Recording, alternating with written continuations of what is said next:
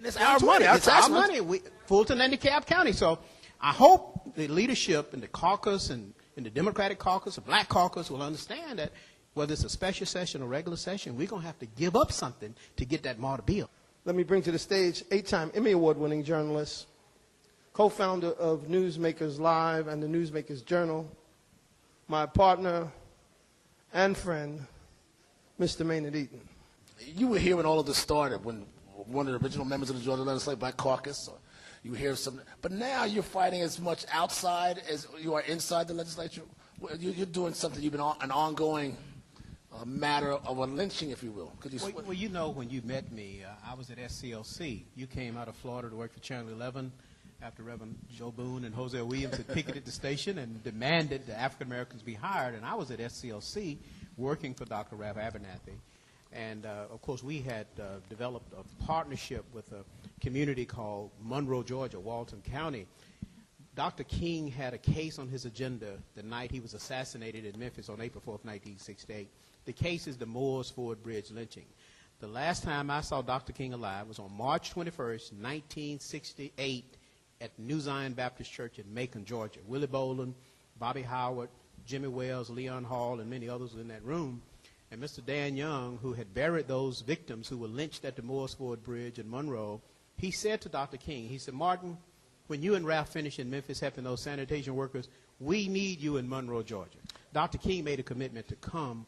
The night that he was assassinated, he was scheduled to fly to Memphis, land on a private plane in Monroe, and begin to develop a movement around the lynchings at the Moores Ford. But we're still working that case now. But briefly, not to be cynical, but briefly, why do we really care now? Who will go to jail? Some 90-year-old guy? Oh, absolutely. But I mean, the FBI and the GBI is over there right now, and they are pursuing Does leads. it really matter to us, you think? Oh, absolutely. Justice is denied is justice delayed. But let me tell you, right now, the International War Crimes Commission, the International Criminal Court in The Hague are rounding up old Nazis as we meet here tonight at 201 Cortland. Old Nazis who committed, crimes against Jews, Holocaust, all across Europe. They're finding them. They found one in Lawrenceville, Georgia, a year ago. His name was Paul Hens, 85 years old. They said his crimes were committed in 1943. They deported him back to Germany. John Jim Daniel up in Michigan that they just pulled out of a nursing home last night. So you're saying it's trying still to deport him back. So listen, there are a whole lot of killers who are still living who committed heinous crimes against African Americans, and we think they deserve to be prosecuted.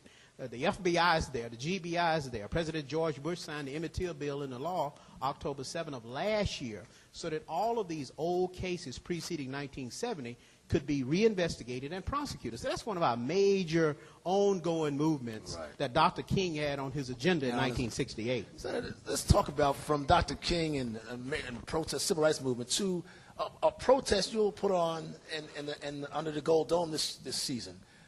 Marching out because of an Obama protest, because the president could not be included in the Legislative Black Caucus. Am I saying that correctly? Is that what the protest was, over President Obama? And if so, why? It happened on the House side. The walkout, right? And basically, what it was a demonstration against a policy that's been in place for years, that you have local legislation and you have privilege resolutions that pretty much they've always gone through. They've never been challenged. And on this particular occasion, they chose to challenge it. We honor everybody. They didn't want to honor Barack Obama. They did not want to allow Barack Obama to be an honorary member of the Legislative Black Caucus, and it made no sense. And so it was a protest, and we walked out. But the reality is that it made no sense for them to not allow that piece of legislation to go through. And if I can just kind of set the stage for the walkout of the House, I introduced a similar resolution a month prior to the walkout.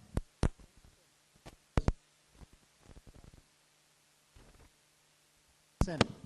So for the House to take the action they did to pull this bill off of the privilege resolution calendar, the consent calendar, and to vote on it individually, and then to have the members in the chamber reject the bill was an absolute insult to all of the African Americans serving over there in the House of Representatives. So it was much more than just a walkout. It was a protest. It was a protest against the way blacks are treated there, or a protest. Did it mean anything to folk? I mean, it's a symbolism over substance, some might say. Well, it may be symbolic to some, but for those of us that served there, Right. for those of us that were born in this red clay of Georgia, and those of us that have witnessed the civil rights movement birth in Atlanta, it was much more than just symbolic.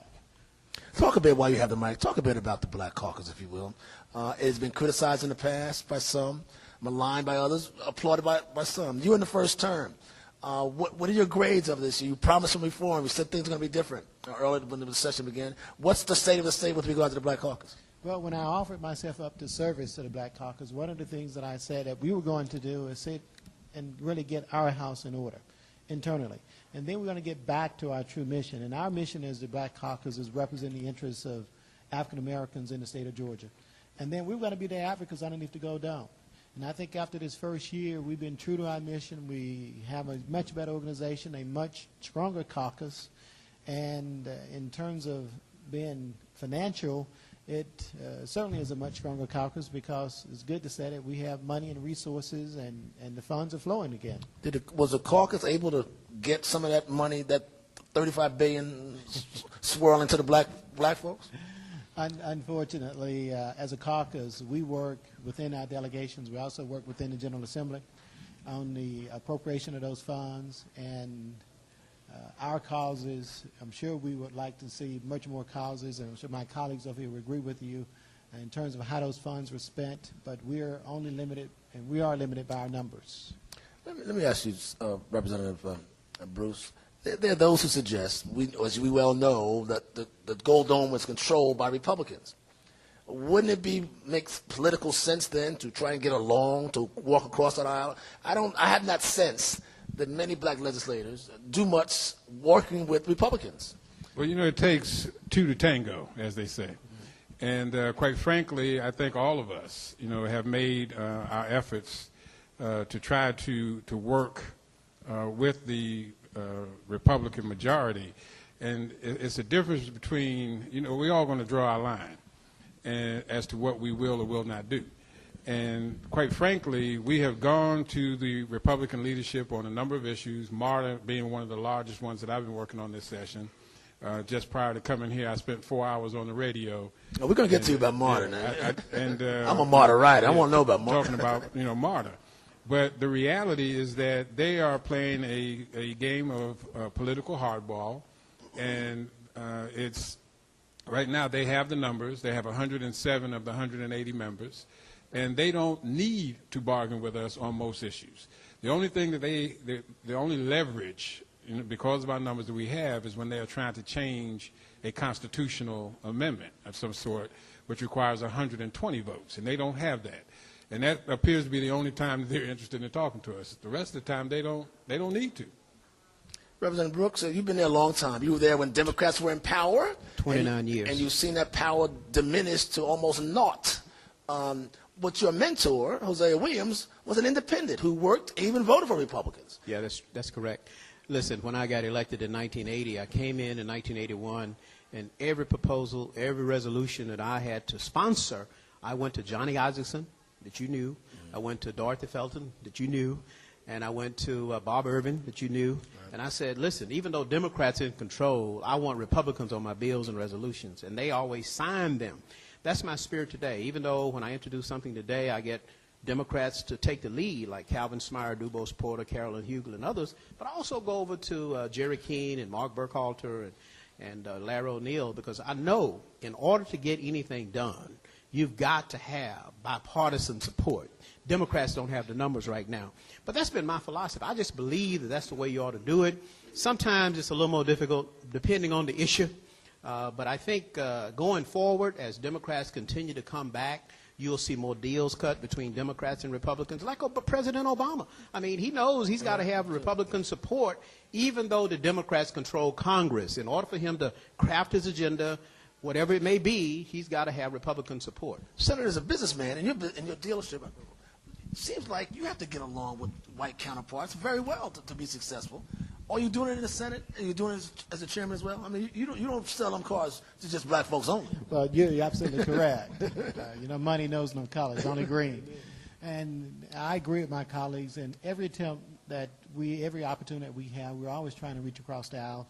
And there are a lot of issues that are issues that's going to be supported by both Democrats and Republicans. There's only those divisive issues where I find, particularly in the Senate, there's 56 members in the Senate, 34 Republicans, and 22 of us are Democrats, where you find those wedge issues where the caucus gets locked down. And those are the ones that just happen to make all of the media attention, by the way. Are we just obsolete in the process then? Are we a non-factor in the process?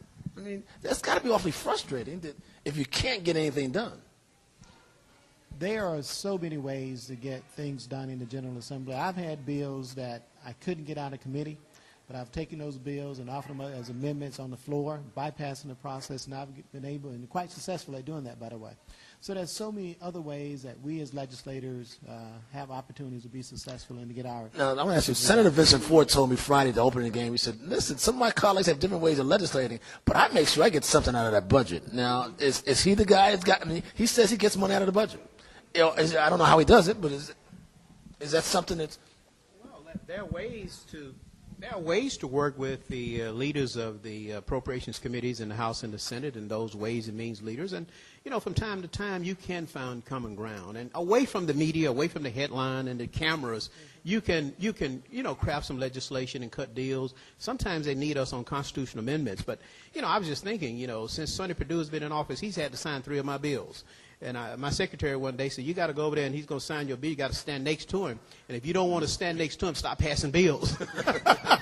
But we just passed a bill with Roger's help in the House and other caucus members. We passed House Bill 493. It's in the Senate on their calendar right now. It died. You saw me talking to Don Balfour the night of when we signed it. Died. I want to ask you about that. That's a $207 million project. You almost look like you're almost near tears. Balfour was waving to Casey Cagle, Tyrone's bill, bring it up, bring it up. And Casey, he was calling senators to get their conference committee reports back to the House. Was that to spank you, or was that well, personal? I voted against the budget twice. Okay. I voted against the governor's Senate Bill 200. And so I think they probably said, well, you know what, we're going to teach him. We're going to hold his bill up to the special session or the next session, but we got the bill out of the House with only 2 dissenting votes, and that's a $207 million bill. What it does is it authorizes the creation of the Youth Conservation Corps to take advantage of the energy conservation programs, weatherization programs, in the stimulus program that President Obama sent us, $207 million to employ youth and give them real jobs and career training programs that will go on as long as he's in the White House. So this bill is going to be there, and the senators will probably send it back to us during the special session or the regular session. But that's just an indication of bipartisan support, because I got all the Republican leadership in the House and the Democratic leadership. It got over to the Senate, and Tommy Williams said to me, we're going to pass your bill. We're going to pass. Well, Casey didn't call it. It's also an example of power politics, too, isn't it? Power politics. Speaking of power politics, MARTA, how do you not let them, I mean, come on, man. How do you not let them get money for MARTA? Chairman of Fort County, this is the most important thing in MARTA, folk like me. You know, what's very interesting to me is that the state contributes 0 to MARTA. And, I mean, not a penny. And, for the state to have control over the assets that MARTA has is absolutely amazing to me. But the truth of that bill almost sounds like slavery. Well, in a way it is, but I was approached, as you know, by the majority leader who came and he said, I will allow this bill to go full throttle and pass and go where it needs to go. If, and I knew it was going to be an if you will support House Resolution 1. And, Tyrone, mentioned a moment ago that there are bills that you just cannot support. That bill would have pretty much gutted school systems. It would have hurt, cities and counties. It would put us in a position of not being able to fund. And really all it was going to do was shift the burden from the state to the local areas. And so it was nothing. It was that bad a bill. It was a terrible, terrible bill. You heard so much. So bad. Let me. You early on, it was the speaker's great plan. Remember that? Yeah. Well, this was the speaker's not so great plan, and we just couldn't support it. Then what's the rationale? What's no, you passed in the Senate, right? Passed and which would have done what? Would you explain it for us? You mean Senate Bill 20, is that it? No, it's SR1. No, he's talking about 120. He's talking about 120. the martyr? Martyr bill. But that bill absolutely passed over in the Senate, and I have to give my props to Senator Kasim Reed, who did an outstanding job on representing the interests of Atlanta and getting this bill through the Senate. And we thought clearly at the Senate that once we got out, the bill was going to clearly come through. And it would have done what, sir? Explain. Well, the bill, there's two funding mechanisms for MARTA. MARTA is funded off the 1 cent sales tax in Atlanta, Fulton, DeKalb County. And there's two pots of money set up. One is for capitalization, the other is for operations. And right now, the operations account at MARTA is significantly depleted, lower. The capitalization fund for MARTA has over $65 million in it. $5 million is sitting there. That's correct. And under state law, they can't use any of those funds over in the capitalization account. And MARTA doesn't plan on building any new rail lines anytime soon, by the way. But they can't use any of those funds without state approval. And that's what this resolution would have done. That's what this bill would have done. That to me, to the general public, seems like nothing but vicious, racially toned politics. You've been down there a long time. Give me a sense of, how do you make sense of this? Well, and how should the citizens take this? Well, let me tell you something. I learned a long time ago, in politics, you got to cut deals to get things done. You got to give a little, get a little. It's called quid pro quo, right? I think in order for us to move the MARTA bill, Senate Bill 120, we're going to have to do something on SR1. Now, whether we like it or not, they're not going to give us the MARTA bill until we give them something. They have the votes to stop us.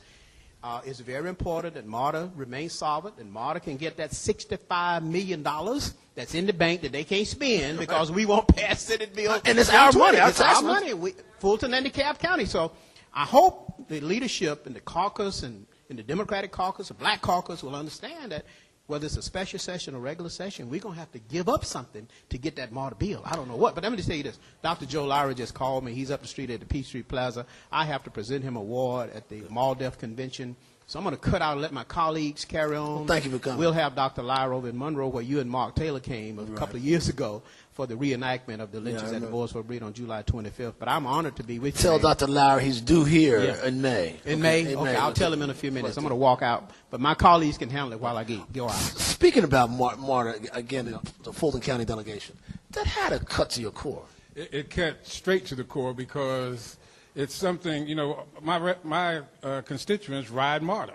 Right. And I'm one of them. Yeah. And, so it's important to me that we keep it going.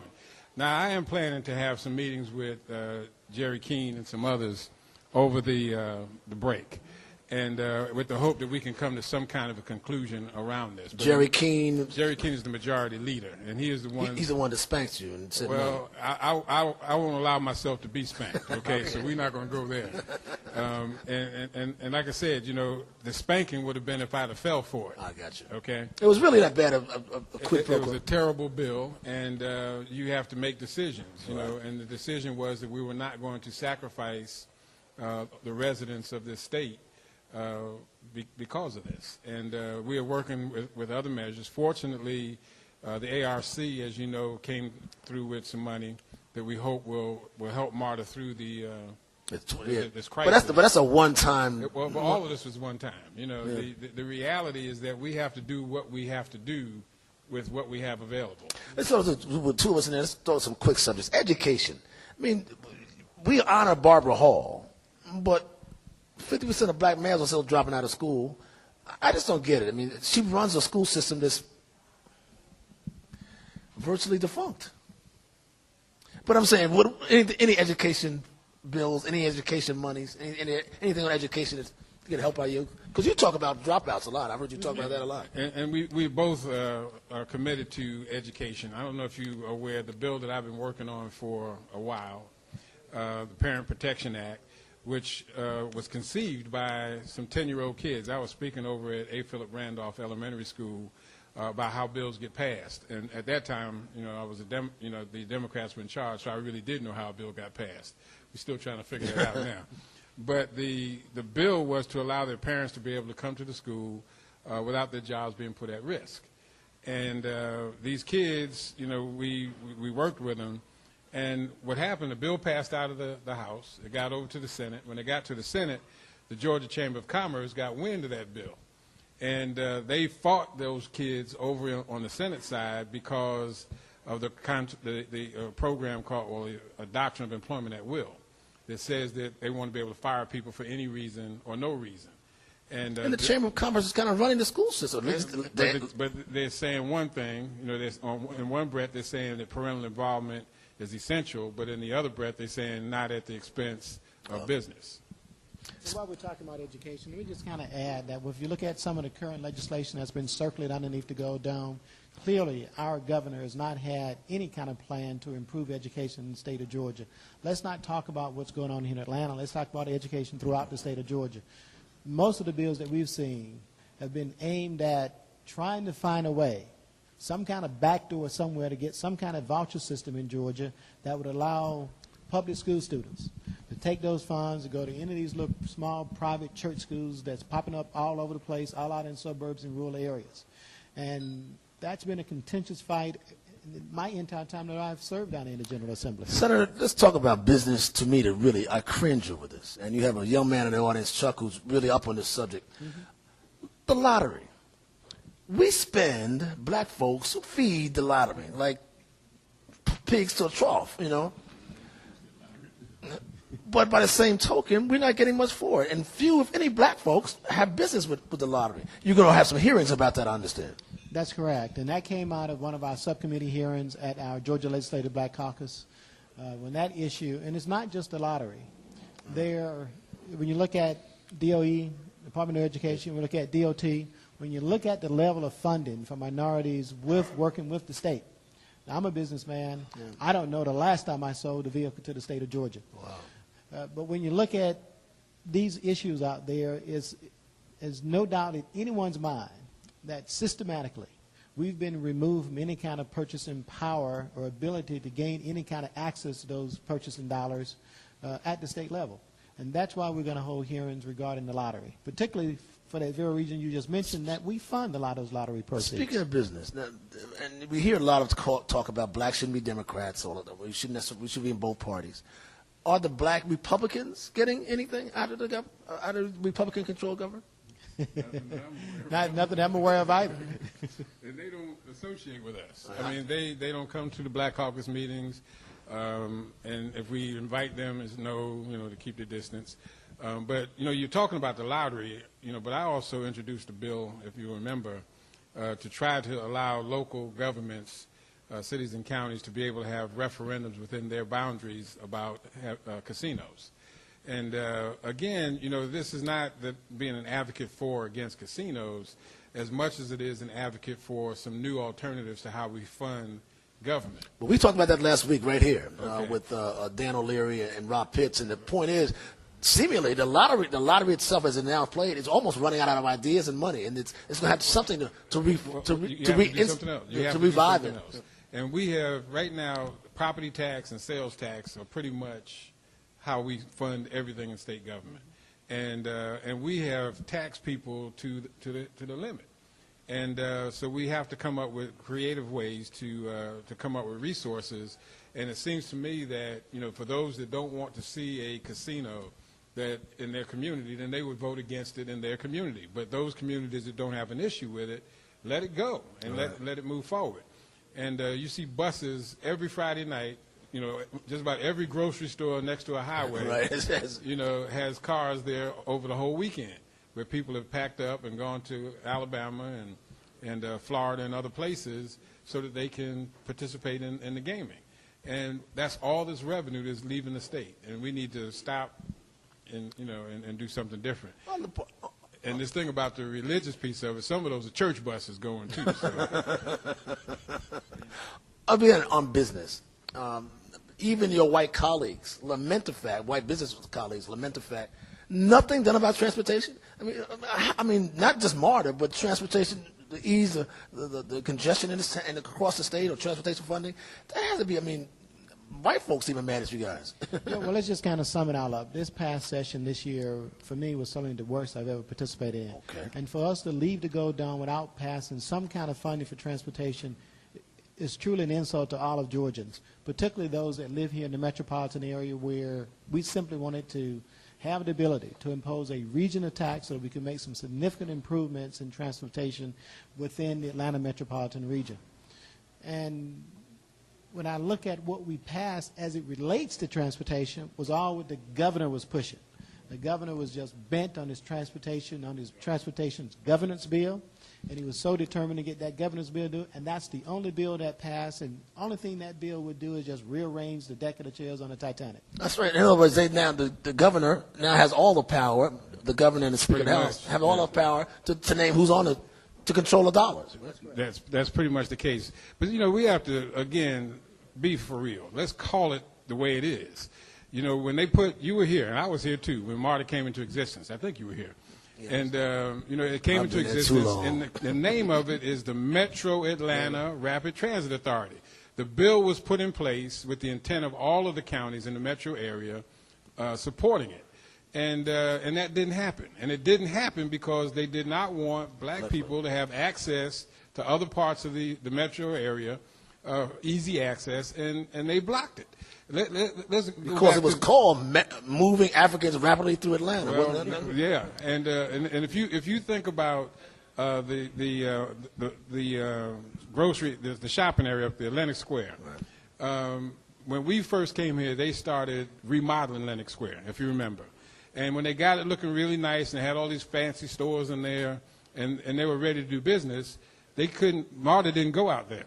And they could not get enough people to work for that minimum wage. You remember that? That's true. And what happened, there was a big cry from the merchants up there that we have to have a way to bring people from the south side who will accept minimum wage to work up in this mall. And that's how MARTA got up there.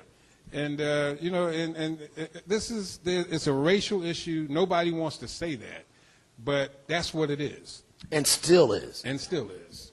So we have to say it. Because, I really firmly believe if you don't say what the problem is, you're not going to solve the problem. And if we keep dancing around it and coming up with all of these other reasons why we think things are not working. What do your colleagues say? What do your colleagues do? Listen, you work with big business all the time. You danced with the president a couple times this year, didn't you? Absolutely. What do your colleagues say about race? Do you ever confront it? Do you ever say, I meant at the meeting. At the meeting. We'll talk about that in a minute. But does racism come up in your proceedings? In the higher chamber? The snorty chamber?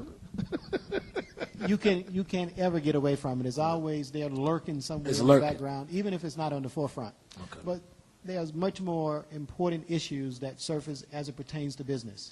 Because businesses have to have a viable labor pool. Businesses have to have a viable economic model out there. They got to have people that's going to purchase their products and services. So there's a lot more important issues other than just the race issue as it pertains to businesses. As a businessman, do the proceedings or even this work session impact you and others like you? The stuff you do impacts business, does it not? Oh, absolutely, absolutely. And in terms of supporting businesses in Georgia, I would have to grade this General Assembly with an F. We had our President Barack Obama, who stood strong up in Congress and pushed through an economic stimulus package. I don't remember any talk from anyone in leadership in Georgia about a stimulus package for the state of Georgia. As a matter of fact, that governor even hinted at the fact that he was not going to accept the money. There's a lot more that we could have done in the state of Georgia to promote businesses. We had plant closings. We have high foreclosures. We had the carpet industry up in Dalton closing mills. We had the poultry plants down in South Georgia closing. When you look at what was happening in Georgia, and there was no talk whatsoever by the governor, the lieutenant governor, in terms of initiatives that we could have taken to help save some of these industries in the state of Georgia. Do you think the voters are going to allow them to get away with this? People are not that stupid. There was not much done. And I'm sure you'll be out on the hustings telling voters that. Oh, absolutely, and we are. I certainly hope not. I'm one of the voters that's not going to allow them to get away with it. And everyone in the sound of my voice, I'm encouraged to do the same. The other thing, too, I hear people say nothing got done, but a lot did get done. And when I say there's two sides to what goes on in the legislature. Bills get passed, but they get defeated, too. Right. And we defeated some pretty bad bills. And H.R. 1 is an example of that. So I would not characterize it as nothing getting done. If you characterize it, as I said, as what got passed, a lot of things did not get passed. But some of those things we didn't want to get passed. And we still didn't get nothing out of the budget, though. That's the... Well, and as I said, you know, the voting, the number of people who you have in each party is going to determine where that money goes. Speaking of, I'm going to end it on this note, gentlemen. Your thoughts, respectively, on this gubernatorial race, Democrats and Republicans. What's your thinking? I mean, with Cagle dropping out, the Lieutenant Governor Cagle dropping out, what do you see in the tea leaves politically? Well, I don't want to jump the gun, but we're going to have a meeting on Friday to discuss that very issue, and tomorrow actually, and to discuss that issue to see, you know, what strategically we can and should do as African Americans who happen to also be legislators, to see what we can do in regards to making that race have the outcome that we want. There are several people that have already offered themselves for it. Right. I think with the Lieutenant Governor bowing out of it, I think that gave us a stronger opportunity to be in the game. And Democrats, you mean? The Democrats, yeah. And because when he bowed out, he left some very weak people, in my opinion, behind him. And so we have an opportunity. We have to step up, find the right candidate, and go out and compete. And I think we're going to do that. Senator, as a former member of the Black Caucus, the candidate the Black Caucus will support, or is that going to be some heavy lifting to decide who you'll back? Well, certainly, we want to support the best candidate because I'm going to give you my prediction. Please. A Democrat will win the governorship in 2010. And we're going to win because the same economic conditions that led to President Barack Obama being elected president, we see here in the state of Georgia. We see high unemployment. We see a high foreclosure rate. We see high bankruptcies. We see business failures. And now it's a perfect storm to sweep out the Republicans and sweep in new leadership. But won't it have to be the right kind of Democrat? It's going to have to be a conservative, almost a blue dog Democrat to make it, don't you think? I mean, can a middle-of-the-road or liberal Democrat win in this state? Because you're still going to need white folks. You're still going to need some Republicans. You're still going to need some conservatives. Well, considering the track record of those that are holding office and those that have held this position for the past almost 8 years, I think we'd just have a good Democrat period in this office. Are you guys leaning toward Thurman Baker? Is that an automatic because he's an African American? I don't think it's an automatic. We have to look at all the candidates. There's a lot of good candidates out there. Certainly Thurman Baker is throwing his hat in the ring. I know my good friend, Commissioner Michael Thurman, is considering. I know others that are considering. So we are going to go out and hopefully find and recruit the very best candidate that we can offer up. Is Roy Barnes under your consideration too? Is he going to run? Governor Barnes has made a lot of calls to a lot of members of our caucus, and I'm included in that number, and he's mentioned that an announcement from him is going to be forthcoming. I hear it's going to be sometime in May, no later than the 1st of June. And that announcement about whether he's going to run or that he's going to run? About whether or not he's going to run. Oh, I heard that. I heard you, partner. Finally, have you heard anything about the gentleman was on the radio before you yesterday? I'm told that former DeKalb County CEO Vernon Jones is, in fact, on the radio yesterday. He was calling himself Governor Jones. Okay, I didn't hear that. But there's also the likelihood he might run as a black Republican. I'm just thinking, I mean, there's a lot out here in this gubernatorial campaign. And that's correct, you know, and that's why it's premature for us to say what we're going to do. We have to find out who all of the players are going to be, and then make the right decision. And when you say make the right, it'll be an endorsement by the Black Caucus? No, we are not allowed to endorse, you know, because we are 501c3, so we're not allowed to endorse as a caucus. But as individuals, all of us represent, well, he has 3 times the size in his district, but, you know, all of us represent. So it will be an individual decision, or will a caucus kind of say, here's who we like, and we're going to do what we can do to make sure that the right person is the next governor of this state. That's political talk. That's what you do, right? we cannot violate the 501c3. Gentlemen, thank you so much for being here. I appreciate it. Thank you, Senator. Thank you, Roger Bruce. Thank you so much. Again, I'd like to thank you all for coming out to Newsmakers. We have had an evening talking to those African American leaders that lead us in the state legislature. They represent the caucus, the black body of elected officials who collectively try to make decisions that positively affect our lives. What we are seeing, what we're hearing, is that we have a segment of those politicians, black politicians that is, on the Republican side of the fence that don't participate. That is something we should be talking about. That is something we should be admonishing them for. Ladies and gentlemen, thank you for coming out. This has been Newsmakers.